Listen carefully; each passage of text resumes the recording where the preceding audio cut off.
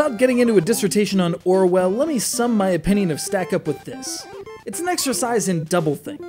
It's both novel and ridiculous, innovative and wasteful, challenging and absurdly simple.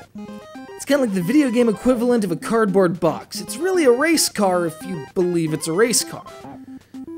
Stack Up requires a bit of make-believe in order to function. It also requires unspeakable luck, mostly just to obtain the various pieces. But if you can assemble the whole thing, or have a set loaned to you, thanks Brian S., you can enjoy one of the most unique gaming experiences of the last 30 years. And that enjoy was in quotation marks.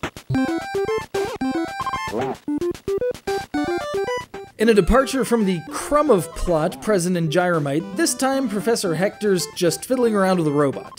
Seriously. Said robot's got 5 colored blocks made out of some strange foam-like substance and 5 platforms arranged about his base. And he can use his manipulator arms to grab them, move them around, and eventually go from the start condition to the goal condition.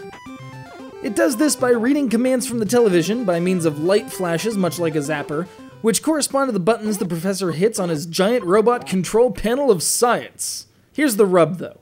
While it'd make perfect sense for the game to track the series of movements required to accomplish this goal state, in truth, it has no idea. You actually have to hit the start button in order to move on. You have to tell the game when you've beaten it because it hasn't been paying attention. At least there's some level of challenge in the memory mode where, rather than performing operations on an individual basis, you instead program a sequence of actions to go from start to finish, requiring you to actually think about what you're doing. And then there's bingo mode. Here you've got a 5x5 grid with commands scattered about the edges of the frame. By depressing all the buttons in a row or column, you perform that action, making the already inefficient process even more inefficient. And if that wasn't enough, there are enemies in this mode to bump you off the grid or undo the work you've already done. The one saving grace is that the color of the blocks no longer matter, and you're just trying to recreate a pattern rather than a specific order. Or so they say, because color never mattered anyway, because the game never cared about it in the first place. It continues to have no idea.